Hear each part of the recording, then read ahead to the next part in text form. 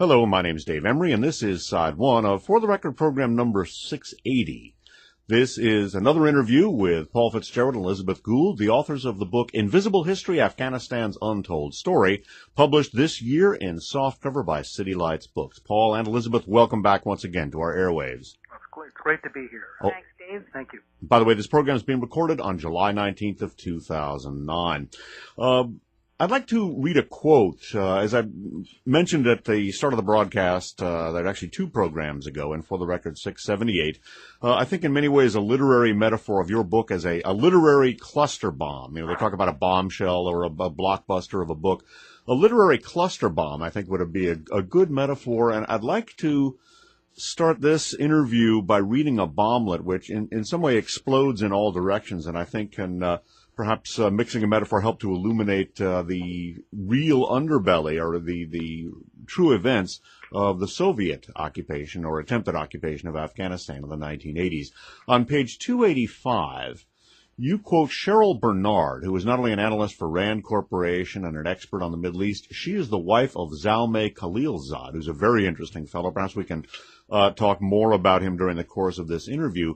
But in describing what actually took place in Afghanistan during and as a direct result of the trap we set for the Soviets and its aftermath, she says, and you quote on page 285, "But the real Afghanistan was lacking one important ingredient." In the words of Cheryl Bernard, a RAND analyst and expert on the Middle East, who was married to Zalmay Khalilzad, quote, "In Afghanistan, we made a deliberate choice. At first, everyone thought there's no way to beat the Soviets. So what we have to do now is to throw the worst crazies against them that we can find, and there was a lot of collateral damage. We knew exactly who these people were and what their organizations were like, and we didn't care," she says, again quoting, "Then we allowed them to get rid of, just kill all the moderate leaders. The reason we don't have moderate leaders in Afghanistan today is because we let the nuts kill them all. They killed the leftists, the moderates, the middle of the roaders. They were just eliminated during the 1980s and afterward," unquote. Well, in your book, you not only explain just exactly what it is that she's talking about, you flesh out the details, but you go into what led into it and what came out of it. Why don't we just briefly sum up some of the key points of our first talk and what exactly she's talking about there when she talks about setting the worst crazies in the world on them? Well, the name Al-Qaeda itself means the base. And as it was revealed by a British politician a few years back, the base was the database from which the Central Intelligence Agency and MI6, Britain's intelligence agency, drew all the so-called crazies from all over the Muslim world. These were people who in many cases were in jail for having committed all kinds of crimes, not just political crimes, but other crimes as well. They were given a plane ticket in the Kalashnikov to Peshawar, and they were off on the jihad against the Soviet Union. I think an important point that people need to understand is that when they hear the word Islamist, they tend to assume that there is a religious foundation that somehow is important to what is going on here, when in fact this is really an outright criminal activity. We're talking criminals here. And the fact that they might be Muslim is like, talking about various mobsters around the world, whether he's a Catholic or whether he's a Jew or whether he's, a Hindu. That's not the point. It's whether he is a mobster. And this is what we really need to realize about the Al-Qaeda database and what it was.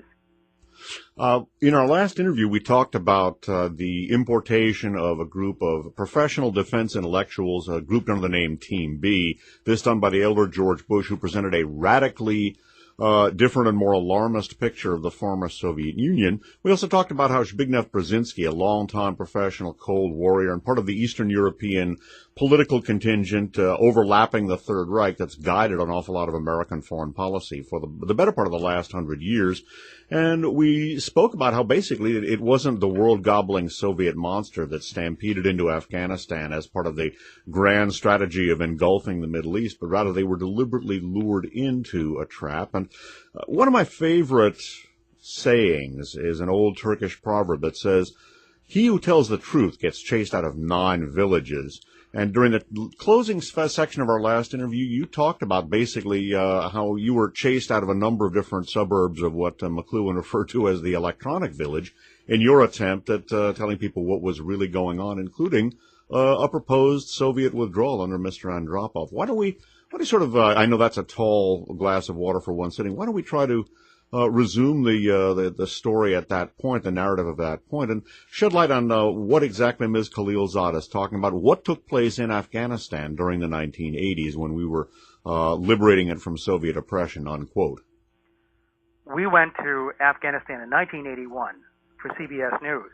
Came back with a story, all these tapes, interviews with Barbara Kamal, who was the president of Afghanistan at the time, presented them, laid them at the feet of CBS News, and CBS News said, that's not the story.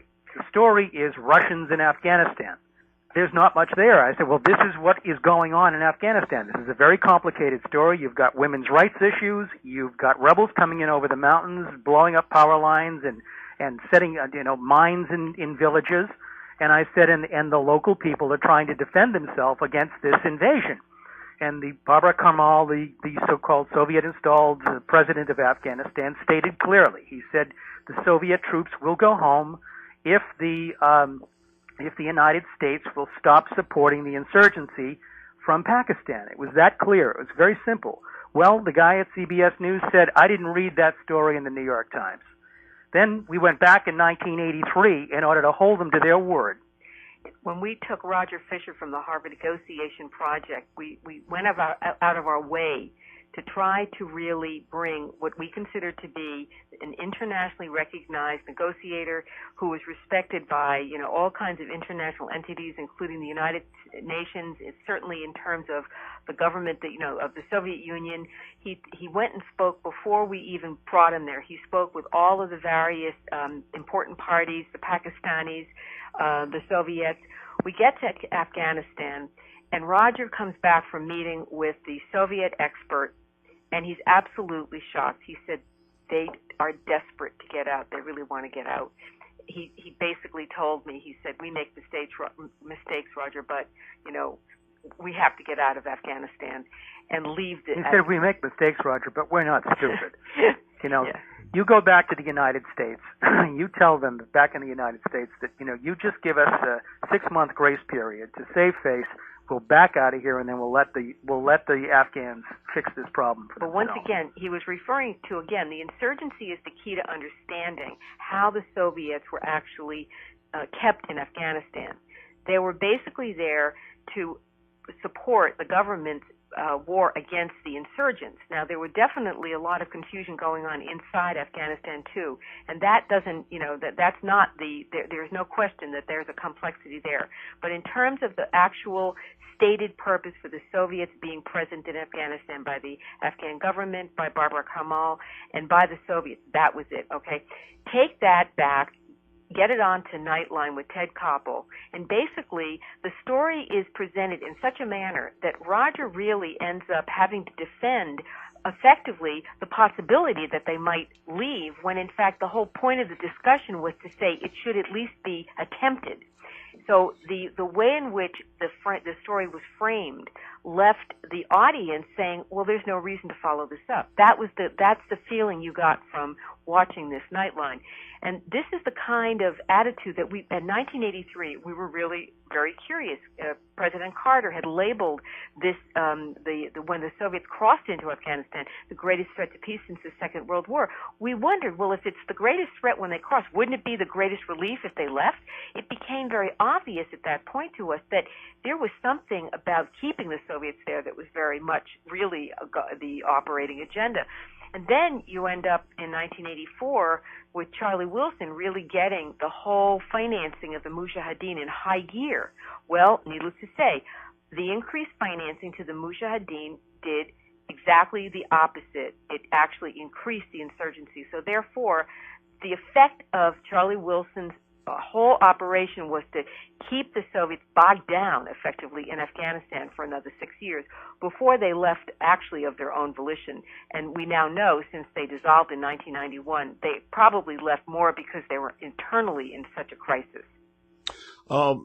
one of the things that people have become familiar with in the wake of Afghanistan are the Iraq War, are some of the private national security outfits, which are assuming an increasingly larger role on the American and world national security stages. Probably the best known of those are Blackwater and Titan.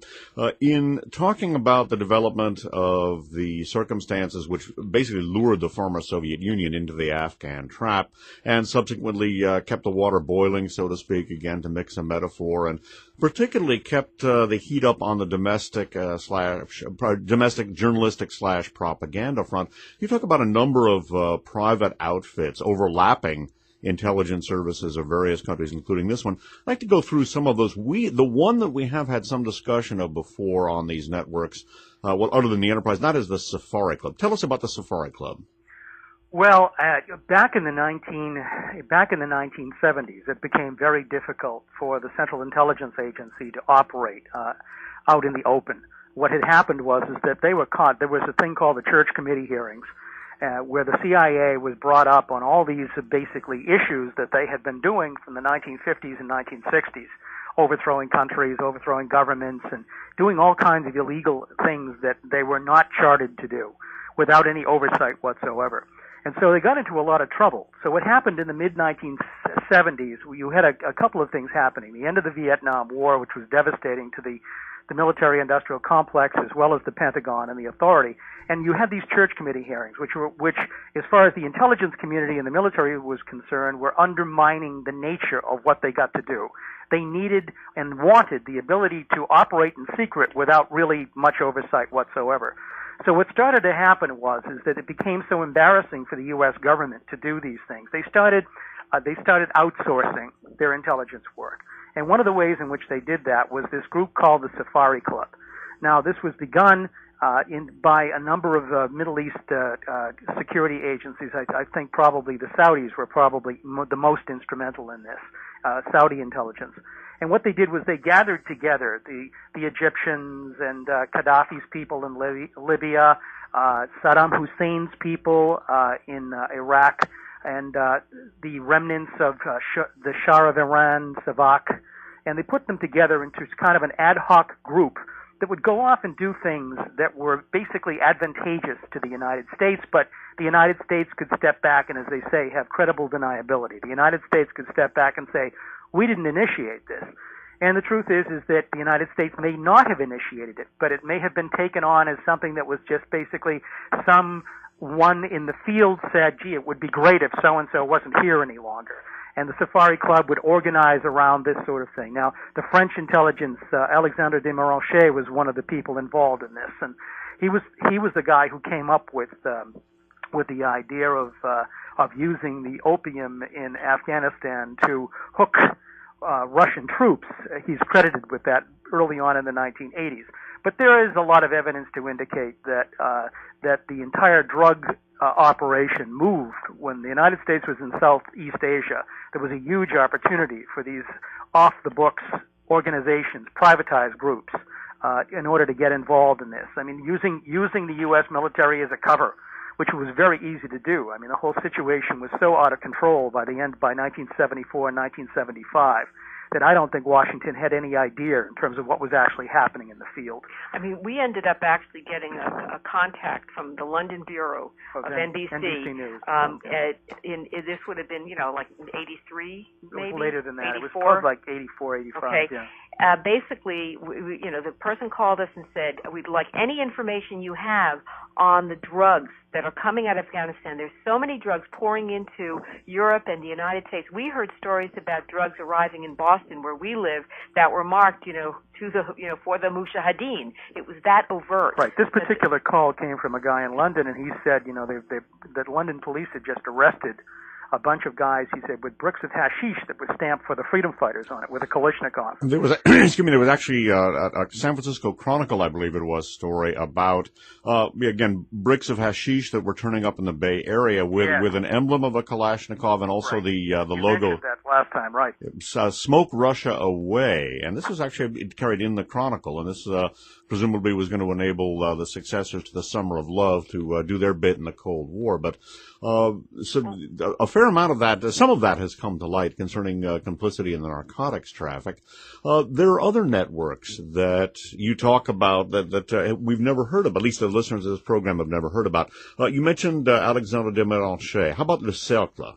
Well, this is something that goes back to probably the French resistance during World War II, but there are also connections that this was an organization that was formed. There was it's interesting. The Cirque was a club that was very popular, and James Bond is even mentioned. If you go out and rent the DVD for some of the original James Bond films, you've got all these guys from British intelligence, and they're all meeting at this place, this club called the Cirque. And this is all very much an aspect of it. You've got the French intelligence, and you've got MI6, British intelligence involved in this. And they're cooking up all of these things that really is outside and off the books, away from the American experience entirely. So they're really in a position with groups like this, to be able to manufacture events in the field, especially through other groups, let's say interlocking groups like the Safari Club. They're able to actually help create events in the field that the United States then has to react to. And that's very much what led up to the Soviet invasion of Afghanistan. There were all kinds of things going on in Afghanistan and in Pakistan and on the Chinese border with the Chinese as an example. And what they were doing was, you had remnants of Savak, you had the Cirque, you had these individuals who were operating pretty much freewheeling throughout this area and setting up this situation by drug dealing. There's some implications that what was going on with the leader of Afghanistan, as an example, in 1977, 1978, 1979. Hafizullah Amin was very much involved with making his own way financially. I mean, if you look at, apparently, you can read the Russian documents on the Cold War History Project at Princeton, and you can read the documents that were coming out of what the Russians were saying to each other in the Kremlin about what was going on in Afghanistan, and them scratching their heads trying to figure out what was going on.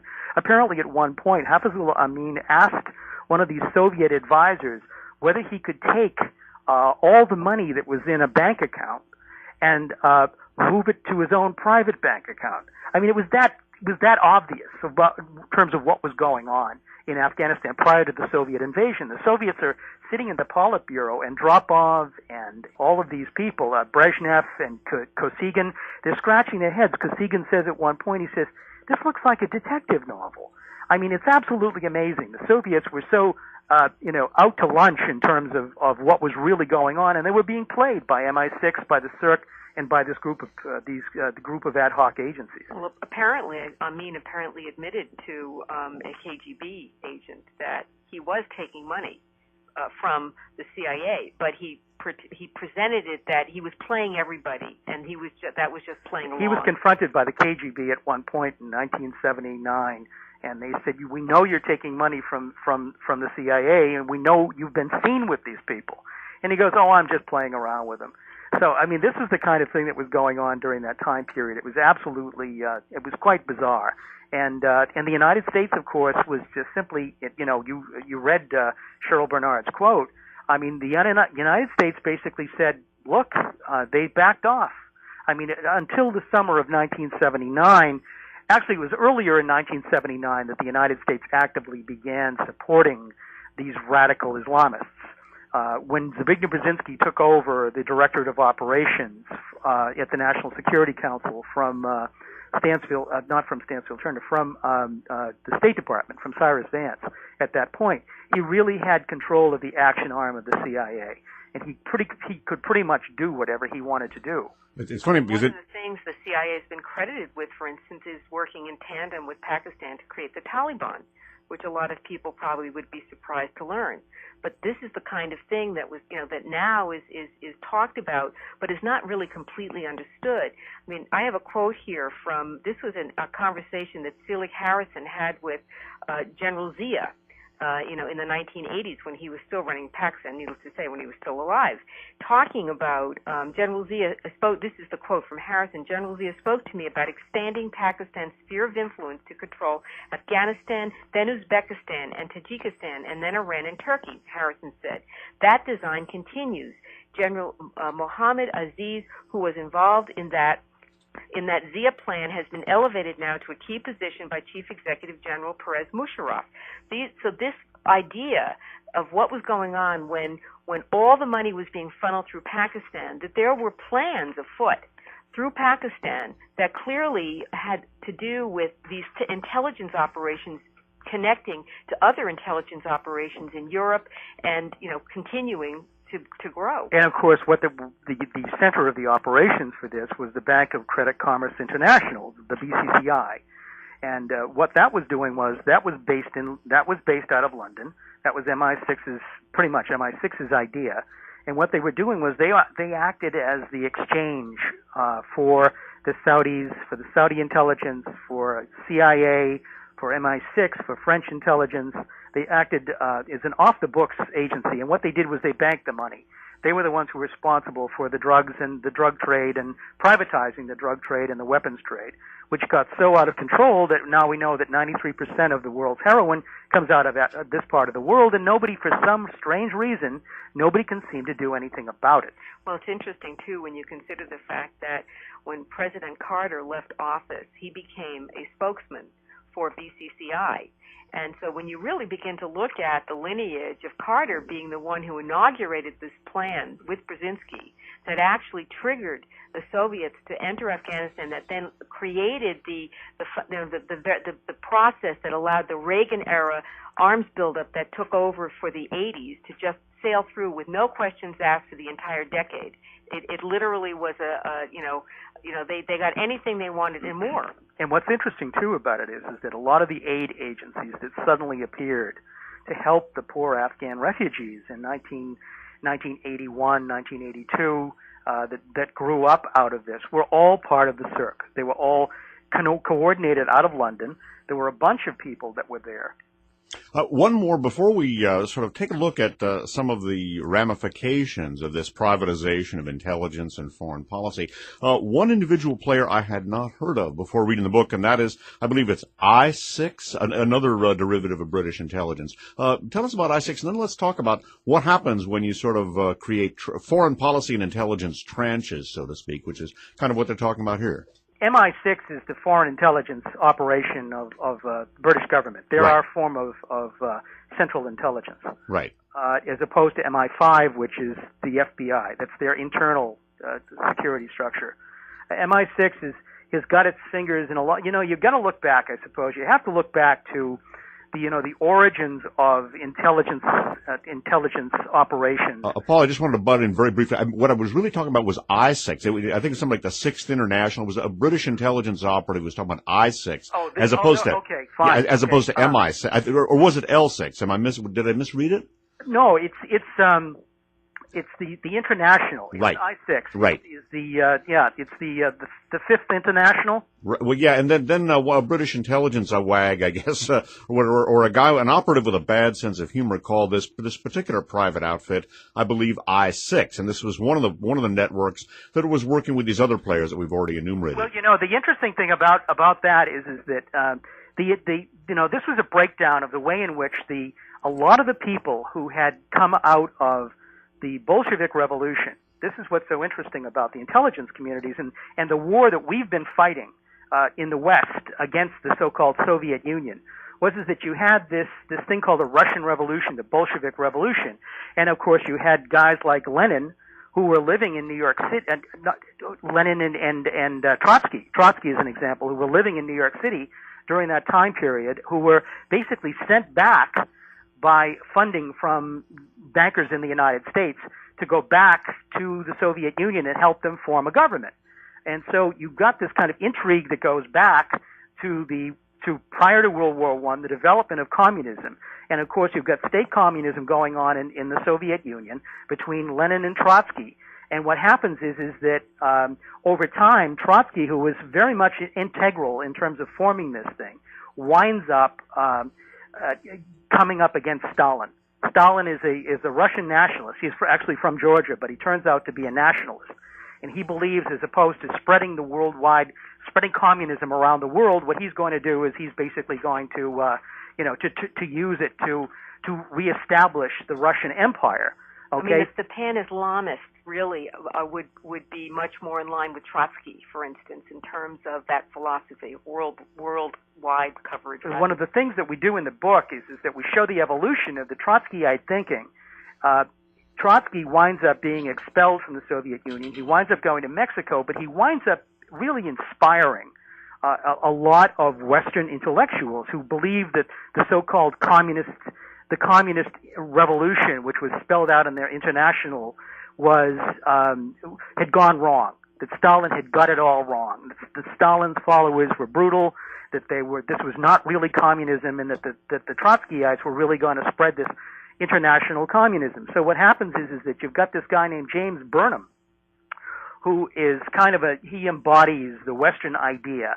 You know, he's educated, in the best British schools. He's involved in the United States. He's upper class American, wealthy, involves himself with Trotsky, becomes Trotsky's secretary actually, and they create this kind of hybridized version of this new way, the managerial society. Burnham kind of invents this thing called the managerial society.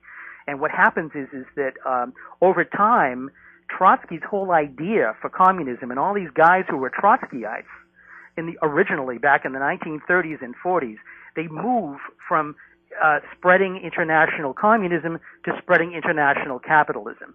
So it kind of grafts itself very oddly into this kind of Frankenstein monster of this Trotskyite version of communism into free market capitalism, and that occurs during the 1940s, 50s, and 60s. I mean, in a lot of ways, that was what the whole McCarthy era was all about.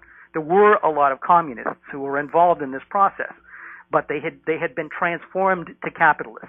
So the religion became, instead of communism, became world capitalism. And they were very successful at doing that. And these were the people who were behind the neoconservatives. A lot of the origins of the neoconservatives as an example. Irving Kristol as an example, and Wallstetter. All these guys who came out of this era of the 30s and 40s ideologically transformed as they went to work for the United States government. You know, you might as well consider what was going on in the Soviet Union was more effectively state capitalism. And what we have in this country is basically corporate capitalism. So that's all that the switch was when they went from being Trotskyites that were, supporting international communism, and then they came in supporting international, capitalism. That was really the shift. We're almost out of time on this side. One thought that comes to mind, and I'd like to explore some of the outgrowths of turning over national and intelligence policy to groups that are, although they overlap the public establishment, they're actually private groups. I was struck by the account of Hafizullah Amin being complicit with some of the CIA and Western intelligence drug traffic. I guess for that Marxist regime, at least, opium had become the religion of the people under the circumstances. So that It was a bit of a switch on the usual ideological orientation. Your website on which people can get Invisible History. InvisibleHistory.com. That's what it is. Alrighty, Afghanistan's Untold Story, full title, Invisible History, Afghanistan's Untold Story, co-authored by Paul Fitzgerald and Elizabeth Gould. Those authors are my guests, and we're going to be resuming with this discussion in Side 2, and we're going to talk a little bit about who's actually been carrying the flag and executing things in the name of the American people, and executing, I guess, under these circumstances should be used advisedly. For Paul Fitzgerald and Elizabeth Gould, this is Dave Emery saying this is the conclusion of Side 1 of For the Record program number 680. This has been recorded on July 19th of 2009. For Paul and Elizabeth, thanks for listening. Hello, my name is Dave Emery, and this is Side 2 of For the Record program number 680. Interview with Paul Fitzgerald and Elizabeth Gould. This program is being recorded on July 19th of the year 2009. Once again, it is my pleasure and privilege to bring back to our airwaves, let's do Elizabeth Gould and Paul Fitzgerald, the co-authors of the book Invisible History, Afghanistan's Untold Story, a remarkable new title that's been published in softcover by City Lights Books. Elizabeth and Paul, welcome back once again to our airwaves. Thank you for having us, Dave. Thanks, Dave. We've been talking about some of the private networks that were involved with the development of the first phase of the Afghan wars, the phase of the Soviet involvement in those. Between the two recording sides here, we were talking about some of the complexities. I brought up the I-6 network, and one of the things that I think listeners should be advised to do is use these interviews as a jumping off point to read and ideally buy the book, because some of the philosophical and operational elements here might seem really difficult. For example, if talking about the history of Trotskyite philosophy, how that could morph into doctrinaire anti-communism, how that would relate to some of the venal elements, some of the recruiters of what Cheryl Bernard called the crazies that we turned loose on Afghanistan in the 80s. Again, read the book, because it might seem like an awfully long jump from talking about Trotskyites to people like Albert Wohlstetter and some of the Team B members and the neocons, but actually the philosophical and practical evolution is there, and if it isn't immediately transparent for listeners, get the book, and we're going to tell you how to do that at the end. Now, one of the things you guys point out, one of the things that was derivative of using these private networks, and one of the things that was derivative of just a not particularly intelligent foreign policy crafted for one purpose only, which was to get the Soviets, that was that a lot of private players, a lot of the, quote, allies, unquote, and listeners should note the quotes, some of the various vehicles that were used to realize the Safari Club's war, Charlie Wilson's war, the Enterprise's war, I-6's war, what have you. This had the result of sort of an incoherent foreign policy. Individuals and institutions began pursuing their own goals, so that when people talk about American policy in Afghanistan, past or present or perhaps future, it's not just American policy. How do all these individual players and how does the privatization of this sort of thing actually work out when one examines what has taken place in the event? Well, I mean, you have to look at the origin of these organizations. You have to look back to the origin of the Cold War and the kind of fact that we have this kind of separate government that operates behind the scenes with the creation of the National Security State in 1947. And people go about their daily lives and, interact with it in ways they don't really understand. I mean, this group of people really has very little, there is very little oversight over this community. And then this was expressed by Dwight Eisenhower back in the 1950s. He said, we're embarking on this huge process. He referred to it as the military-industrial complex, but it's actually more than just military and industry. It's academia, it's the media, and as we have deindustrialized as a country, we have narrowed our focus into putting a lot of our energy, a lot of our brains, a lot of our best abilities into this thing called the military-industrial academic media union. And so as a result of that, you've got bit by bit, what's happened is that it's become more and more a part of our lives that we don't know about. People. You get an effect. Yeah, you get an effect. You see the effect. You see the impact of their policies, either here at home or overseas, but you don't know who's really behind those things happening. You see, that's exactly what happened when we witnessed the effect of the Soviet invasion of Afghanistan. It wasn't so much that we were surprised that there was a response, but it was clearly a response that went way over the top when you looked at the facts on the ground. You had what was supposed to be a very, very insignificant country, the way it was presented by the American media, that was in the Soviet sphere of influence and historically has always been labeled that. This is a neighboring country where you have an uprising. There seemed to be something that was so out of alignment. But the other feeling that was the other observation that was very obvious was that you realized that you felt as if there had been a complete agenda delivered that had been discussed somewhere by someone for a very long time, and it was served up to the public. And then the media just puts it out as if, it's a new twist on what's happening, but it really is the finale of something. So that kind of clued us into this sort of sense of this other kind of what is, I think it's called the fourth estate, the idea that there are other activities going on, and they somehow burble to the surface, and that's how we become aware of them. And when you actually butt up against it, and we did it as a story, we came up against it through our interaction with the media. We saw it at CBS, the way they were cutting the story. We saw it at ABC, the way they were cutting the story. And so you begin to realize that this process, it may have a very secretive core that we don't even know who their names are, but there are a lot of well-known people who are somehow helping this process along and are participating in it. Now, whether they're doing it with directives that actually are written out, or whether it's some kind of subliminal Well, process. we knew, for example, I mean, I have personal experience with CBS News in 1981. When we came back with those tapes, they sat with those tapes for 4 weeks trying to put a story together. And, I finally called CBS News and I said, where's the story? What are you going to do with this? They interviewed me. They had me on camera. And they said, the woman we were working with, the producer said, I wish I had never heard the term Afghanistan. I have been getting phone calls from every executive at CBS to make sure that this is crafted correctly.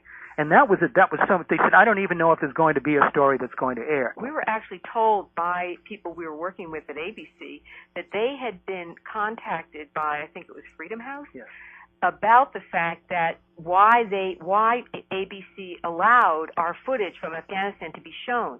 So here you have Freedom House challenging the production people inside ABC about airing what we saw in Afghanistan, and obviously believing that they had a right to do that. So the official pressure and the semi-official pressure that was being put on the news media to talk about Afghanistan, I think in a lot of cases, as we stated in the book, I think a lot of news executives just simply said, look, this is too complicated. We're not going to deal with it. Oh, by the way, in passing, there's a book authored by Christopher Simpson that we've discussed on these airs. It's called The Science of Coercion, and it's Communications Research and Psychological Warfare, 1945 to 1960. One of the points he makes is that in the intelligence community, the defense intellectual media establishment is so profound that U.S. Cold War intelligence policy and communications research are so overlapping as to be past a point indistinguishable in this country. And it sounds like to an extent what you were fencing with was that very same nexus. Absolutely. Oh, there's no question about it. I mean, we live in the Boston area, so we get a lot of intermix here between so-called military-industrial complex. You've got MIT. You've got Draper Labs right down the street from MIT. Charles Stark Draper was the guy who said back in the 1950s, give me enough time and money, and I'll put a missile through Khrushchev's bathroom window. Well, that was all connected to this whole effort to try to come up with a way to fight limited nuclear wars. I mean, so you've got the nuclear industry, you've got the weapons industry, and what was going on back, of course, after World War II and the dropping of the bomb on Hiroshima and Nagasaki, you had this concept called mutual assured destruction, which basically stated that once each side has got so many weapons, you can't use them any longer because they'll annihilate you and you will annihilate them with each of your weapons. So they cancel each other out. So what was coming on was these neoconservatives were coming up with these new ideas, these wild new ideas, justified by the just war doctrine of the Catholic Church. And this is what we saw in 1980, that you could actually fight nuclear wars by using these nuclear weapons, these targeted weapons that you could shoot through Khrushchev's bathroom window. And of course, the weapons that we're now using, we have evolved to that. This has all occurred. It has all happened. And those are the weapons. Those are the Predator drones. We have the satellite technology. The Predator drones are flown by pilots in a base in Nevada someplace, but the drones land at Bagram Air Base near Kabul, and they fly over the mountains of the Hindu Kush, and they basically target individuals or villages or whatnot. And this is exactly so all the objections that were raised, over the years to all of these kinds of things, regardless of what happened, Afghanistan made a lot of these things possible, and it happened covertly. Suddenly, we are on the scene, evidenced of this Soviet presence in Afghanistan. The official line was that they're driving to the Persian Gulf to get our oil in the Persian Gulf, and therefore we have to do everything in our power to stop them. And that's what Charlie Wilson's war is. That's the cover story. The real story, of course, as we know, is something else entirely. Well, there's a short chapter we have in the book called about mystical imperialism, and I think that what we're really sort of, talking around right now is really very much connected to that 19th century concept that really was an attempt to explain the power that an individual takes in the form of, king, president. In this case, apparently it was coined for Cecil Rhodes. in his desire to Christianize Africa and his belief that this was his duty and obligation. And I think that we have a modern, examples of that. We felt that, in witnessing the way in which Zbigniew Brzezinski was able to orchestrate the use of the various elements that had been created by the national security state for his own personal objective, which was to specifically undermine the Soviet Union and free Poland. And he did it by basically, apparently without much, I guess, concern for the Afghan people, signing on to the idea of drawing the Soviets into Afghanistan and using the land of Afghanistan for the place to destroy the Soviet Union. Well, in my understanding, I think that would be a modern version of the practice of mystical imperialism. And it's certainly summed up. I have here a quote this is Lawrence of Arabia from the Seven Pillars of Wisdom. And I think this is a way to begin to grasp the kind of thinking that could produce this type of result. Quote, "Those who dream by night wake in the day to find that it was vanity. But the dreamer of the day are dangerous men, for they may act their dream with open eyes to make it possible." You see, it's as if, that's the end of the quote. It relates in the sense that what we're looking at today is effectively how an individual can bring what they believe is what they need to do and convince other people to go along with them. And what you discover is as you begin to reach a point, now what happened with the end of the Cold War, this is probably the most impressive modern example. Many, many people really signed on to the Cold War and the national security state because they absolutely accepted the fundamental idea the Soviet Union was an absolutely dangerous state and that there was nothing short of doing everything that we had to do to protect ourselves. Well, the Cold War ends, and a lot of people are looking around and saying, where's the peace dividend? Where's the payoff for all of the 50, 60 years of this, of this investment? And they realize, wait a minute, it's not over. It just it morphed into the next generation. So this is when you realize you were caught up in someone else's dream.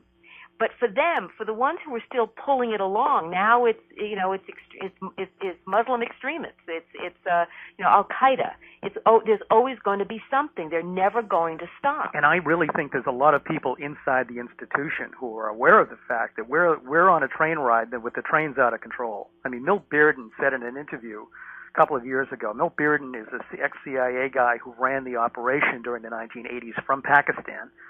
Under William Casey from 84, I believe, until 89, when the Soviets left. And he said, it's out of control.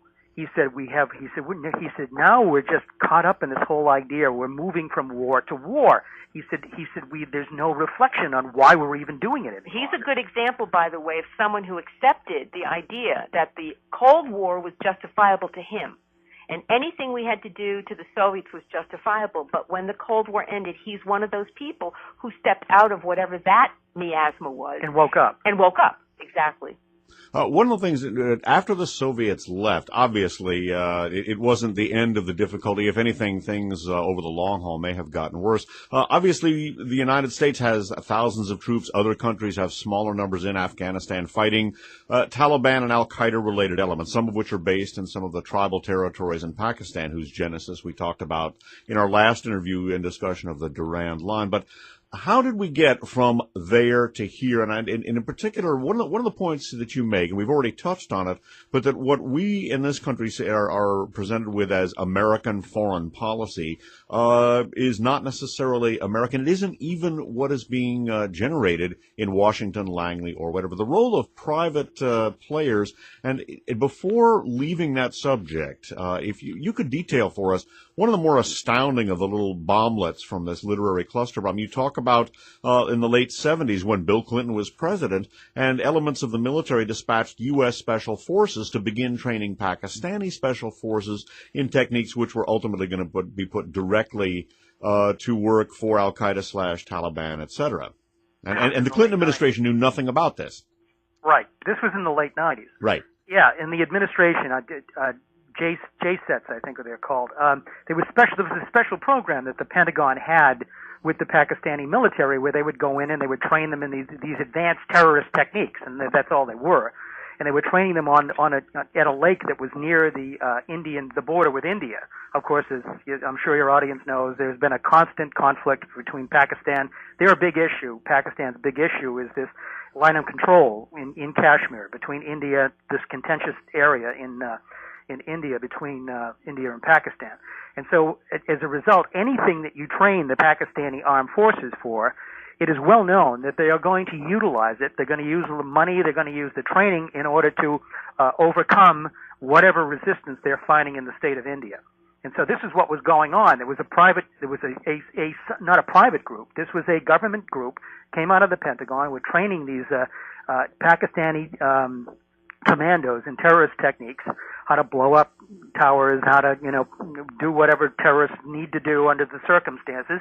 And it was completely unknown to the White House. And when the White House was confronted with this program, the White House was completely clueless. Bill Clinton's people just simply, they hemmed and hawed, and they sat back, and I believe it was Secretary of Defense Cohen finally just simply issued a statement that the program was completely fine, and there was nothing wrong with it, and it was a very necessary part of defending the United States. It was a very terse statement, but it indicated it was revelatory of something that we've seen over and over again, is that the American government is not a monolithic thing. There's all kinds of people who've got in at various levels of our government and who are operating the levers of power without the knowledge of their superiors, but are acting as what they refer to the term as dining out. They're dining out on the American public, and they're dining out on the American name and the American government. And as a result of that, they can make things happen. It doesn't take a lot of people to make something happen in the world. We know right now that Goldman Sachs has been labeled as making a lot of bubbles happen. So the idea that these entities can make things happen and force the United States to have to respond is pretty well documented in all kinds of areas. And not only that, when you've got the kind of issues where you've got people who are given so much authority in the field and a lot of money, suitcases full of money, I mean, you can do pretty much in a place like Afghanistan. Individual actors have a lot of power over there. You can go over, you can hire people. If you've got the money, you can make your own little private army and do pretty much whatever you want to do. Set up offshore accounts, do anything you want to do if you're inclined to do so. That's now. That certainly wasn't the way it was. No, that's what's happened since the war in the 1980s, and that was what was facilitated by breakdown of civil society. Yeah, you don't have any governmental authority that's looking in over the situation and saying, hey, you can't do this. The police will come in and arrest you, because it's all been privatized. During the hiatus between the end, when a hiatus is the wrong word, but in the period between the Soviet withdrawal and September 11th and the formal involvement of U.S. combat forces in Afghanistan, a great many things were taking place. Some of these private actors and networks were doing their thing, so to speak, in Afghanistan. And fossil fuels, or what is known in Texas as the business, figures in a lot of this. In that period, in that historical gap between the Soviet and American involvements, tell us about Unocal and how basically people were pouring trouble on oiled waters, so to speak. Well, I mean, Unocal, wanted to put a pipeline in, and this was something that had been going on for years. I mean, if you look back at the foreign policy, I mean, the whole quest towards Eurasia. This was part of what was going on in the late 19th century with Britain. They were moving up into that area. The Caspian Basin was a very coveted part of the world. In fact, I believe Hitler's troops were headed towards Stalingrad during that time period. They want to seal off Stalingrad and get down into the Caspian so that they could seize this vast oil reserve. And this has been a motivation in Western politics and in the Western world for a century. And so this is what was going on. When the Soviets vacated the area, they lost their ability to control that militarily. And that's when the United States started moving into those former Soviet southern republics, and in Uzbekistan, Tajikistan, Turkmenistan. And somebody wanted to put a pipeline in there. And Unocal, it was Britas wanted to put in, it was an Argentine company, wanted to put a pipeline in. And they went to the Pakistani government and they said, we'd like to do this, but they didn't have the funding. The war was still going on. But Pakistan said, fine, we'll help you do that in any way we can. And then Unocal came in. Unocal came in and they said, they told the U.S. government, we don't want Britas in there anymore. So they essentially had the American diplomat in Pakistan telling Benazir Bhutto, kick breeders out. This is our game. And Bhutto was very upset by that at the time. I mean, this was a straight-out case where the United States was basically informing a sovereign nation that they couldn't do business with this other guy. They had to do business with this American company. And so when you add in, of course, the Clinton administration was busily working to try and recognize the Taliban. That was one of the keys to the deal with Unical being able to actually go through. And you have to remember, when you look back and you realize the Pakistanis created the Taliban with the intent of being able to install a Pakistani-friendly government in Afghanistan. And that was all part of the conclusion of this, was by recognizing the Taliban, then that legitimacy would allow the deal to go through. And the only reason that the Clinton administration did not recognize the Taliban was because simultaneously, while the deal was being pushed through, the feminist majority had been putting out a huge campaign trying to expose the fact that the Taliban actually were effectively perpetrating gender apartheid on Afghan women. And that sort of took over, and so the Clinton administration was effectively embarrassed out of being able to sign the deal. So the Clinton administration's foreign policy was really a privatized foreign policy, which was involved with trying to help Unical get this pipeline through. And so, Unical went and hired Zalmay Khalilzad and all these people, William Oakley and all these different individuals who had worked in the previous administration, brought them on as consultants to get this thing going. Robin Rafel, the former U.S. ambassador's wife, was brought in as well as a consultant, and she was brought in directly. She was working for the United States government and directly trying to get the pipeline passed, the pipeline built, and was trying to get the United States government to actually recognize the Taliban. And what finally happened is that Hillary Clinton and Madeleine Albright finally got enough lecturing, I guess, from the feminist majority to finally sit back and look at the situation and say, wait a minute, this is so crazy. We can't let this happen. But what's disturbing about that is that those same forces are back in the game right now. In fact, the game is even bigger than it was 10 years ago. And you've got all kinds of pipeline deals. There was one just announced the other day, the Nabucco pipeline deal. We haven't even solved our issues politically with Iran yet, but this whole Nabucco pipeline deal, which was very contentious to begin with, it's been percolating for some time. The idea is to take gas and route it anywhere but through the Soviet Union, through Russia, and the former Soviet Union, anywhere outside that and back to a terminal in Austria for distribution across Europe. In other words, to cut Gazprom, to cut the Russian oil and gas giant out of the European market. And so this has been the objective from the very beginning, and apparently something came through just the other day, and it's been really very a contentious issue. People really didn't think that this could possibly be done because Iran, of course, is at odds with the United States. The whole issue of their nuclear program is upsetting a lot of people in a lot of places, and suddenly then there's an announcement that Iran is going to be supplying all of this for the Nabucco pipeline. They're going to be the major supplier for the Nabucco pipeline, which is now being considered a coup for the United States because it locks Russia out of the energy deal for Europe. That brings us to the real issue. It really has to do with the old Cold Warriors, this sort of from the 1940s on attitude, the Cold Warriors that were embraced the national security state against the Soviet Union. Well, there's a lot of Cold Warriors and a lot of Cold War thinking that really is applying the exact same idea to Russia. So you begin to realize that the whole anti-communist thing is actually now been revealed as an anti-Russian thing. And when you look at the history in the 19th century and the whole battle that was going on between the Russian Empire and the British Empire, you see the exact same paradigm. But I think we all really have to, at least acknowledge one thing. We're talking about Russia's neighborhood. We're talking about this is where they live. And here you have the British Empire in the 19th century coming in and basically, deciding it should have more sway in Russia's neighborhood. And you sort of have that same effect now. And Brzezinski seems to be the point man once again.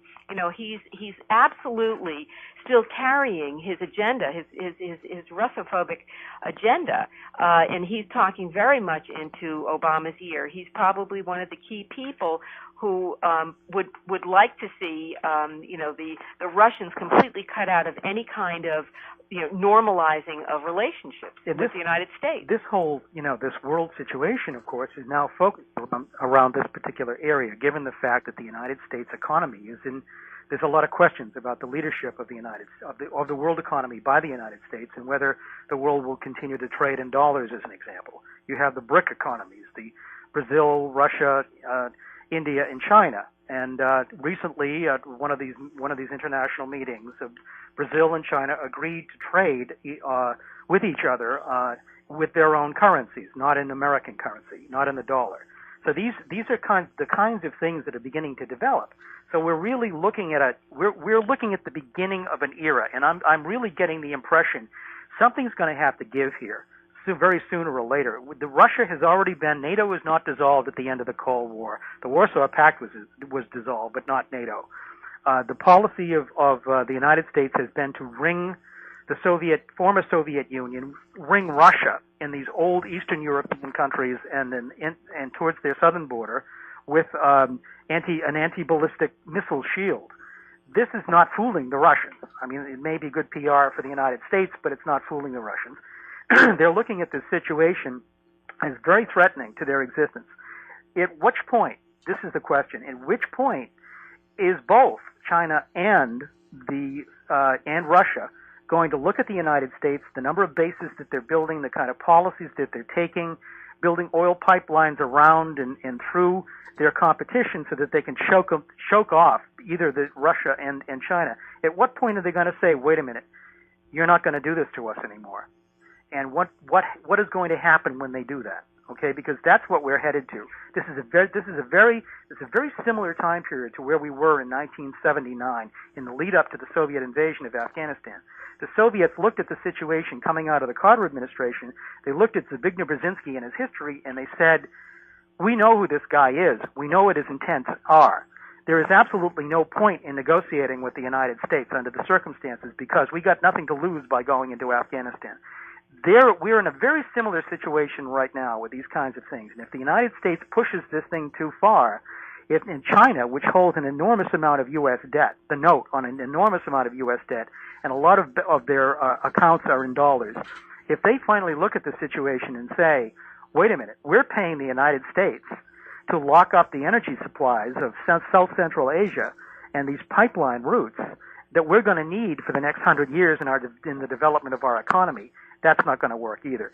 So the thing is that even if it's not a military issue, they don't send troops, let's say, into an area in order to seize it.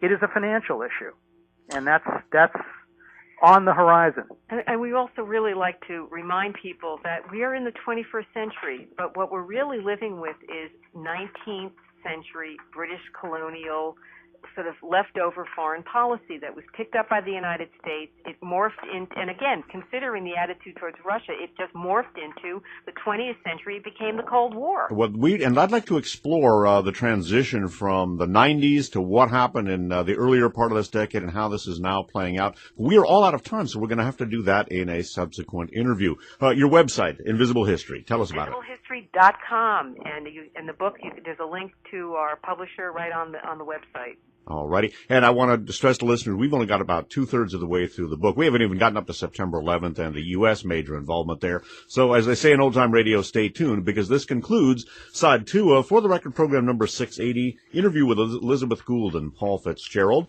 We've been talking with the authors of Invisible History, Afghanistan's Untold Story. This program is being recorded on July 19th of 2009. For Elizabeth and Paul, this is Dave Emery saying thanks for listening. Al-Qaeda itself means the base. And as it was revealed by a British politician a few years back, the base was the database from which the Central Intelligence Agency and MI6, Britain's intelligence agency, drew all the so-called crazies from all over the Muslim world.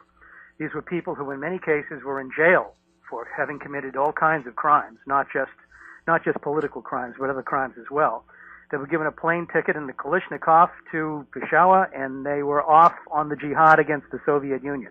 I think an important point that people need to understand is that when they hear the word Islamist, they tend to assume that there is a religious foundation that somehow is important to what is going on here, when in fact this is really an outright criminal activity. We're talking criminals here. And the fact that they might be Muslim is like, talking about various mobsters around the world, whether he's a Catholic or whether he's a Jew or whether he's, a Hindu. That's not the point. It's whether he is a mobster. And this is what we really need to realize about the Al-Qaeda database and what it was. In our last interview, we talked about the importation of a group of professional defense intellectuals, grouped under the name Team B, this done by the elder George Bush, who presented a radically different and more alarmist picture of the former Soviet Union. During and as a direct result of the trap we set for the Soviets and its aftermath, she says, and you quote on page 285, "But the real Afghanistan was lacking one important ingredient." In the words of Cheryl Bernard, a RAND analyst and expert on the Middle East, who was married to Zalmay Khalilzad, quote, "In Afghanistan, we made a deliberate choice. At first, everyone thought there's no way to beat the Soviets. So what we have to do now is to throw the worst crazies against them that we can find, and there was a lot of collateral damage. We knew exactly who these people were and what their organizations were like, and we didn't care," she says, again quoting, "Then we allowed them to get rid of, just kill all the moderate leaders. The reason we don't have moderate leaders in Afghanistan today is because we let the nuts kill them all. They killed the leftists, the moderates, the middle-of-the-roaders. They were just eliminated during the 1980s and afterward," unquote. Well, in your book, you not only explain just exactly what it is that she's talking about, you flesh out the details, but you go into what led into it and what came out of it. Why don't we just briefly sum up some of the key points of our first talk and what exactly she's talking about there when she talks about setting the worst crazies in the world on them? Well, the name Afghanistan at the time presented them, laid them at the feet of CBS News, and CBS News said, "That's not the story. The story is Russians in Afghanistan." There's not much there. I said, well, this is what is going on in Afghanistan. This is a very complicated story. You've got women's rights issues. You've got rebels coming in over the mountains, blowing up power lines and setting, mines in villages. And I said, and the local people are trying to defend themselves against this invasion. And the Barbara Karmal, the so-called Soviet-installed president of Afghanistan, stated clearly. He said the Soviet troops will go home if the United States will stop supporting the insurgency from Pakistan. It was that clear. It was very simple. Well, the guy at CBS News said, "I didn't read that story in the New York Times." Then we went back in 1983 in order to hold them to their word. When we took Roger Fisher from the Harvard Negotiation Project, we went out of our way to try to really bring what we consider to be an internationally recognized negotiator who was respected by, all kinds of international entities, including the United Nations, certainly in terms of the government of the Soviet Union.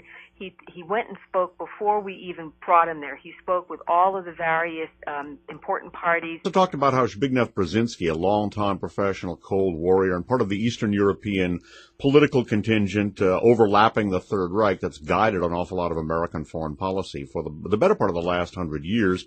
And we spoke about how basically it wasn't the world-gobbling Soviet monster that stampeded into Afghanistan as part of the grand strategy of engulfing the Middle East, but rather they were deliberately lured into a trap. And one of my favorite sayings is an old Turkish proverb that says, "He who tells the truth gets chased out of 9 villages."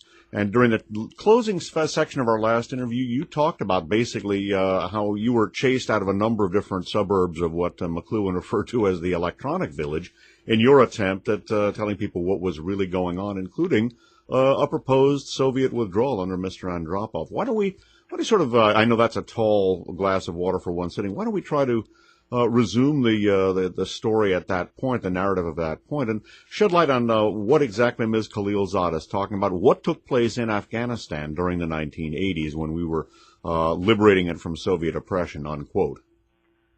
We went to Afghanistan in 1981 for CBS News. Came back with a story, all these tapes, interviews with Barbara Karmal, who was the president of. Hello, my name is Dave Emery, and this is Side 1 of For the Record program number 680. This is another interview with Paul Fitzgerald and Elizabeth Gould, the authors of the book Invisible History, Afghanistan's Untold Story, published this year in softcover by City Lights Books. Paul and Elizabeth, welcome back once again to our airwaves. It's great to be here. Oh. Thanks, Dave. Thank you. By the way, this program is being recorded on July 19th of 2009.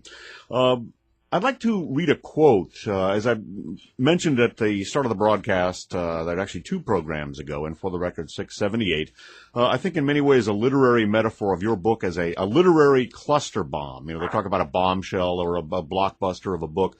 A literary cluster bomb, I think, would be a good metaphor, and I'd like to start this interview by reading a bomblet which in some way explodes in all directions, and I think can perhaps mixing a metaphor help to illuminate the real underbelly or the true events of the Soviet occupation or attempted occupation of Afghanistan in the 1980s. On page 285, you quote Cheryl Bernard, who is not only an analyst for Rand Corporation and an expert on the Middle East, she is the wife of Zalmay Khalilzad, who's a very interesting fellow. Perhaps we can talk more about him during the course of this interview. But in describing what actually took place in Afghanistan,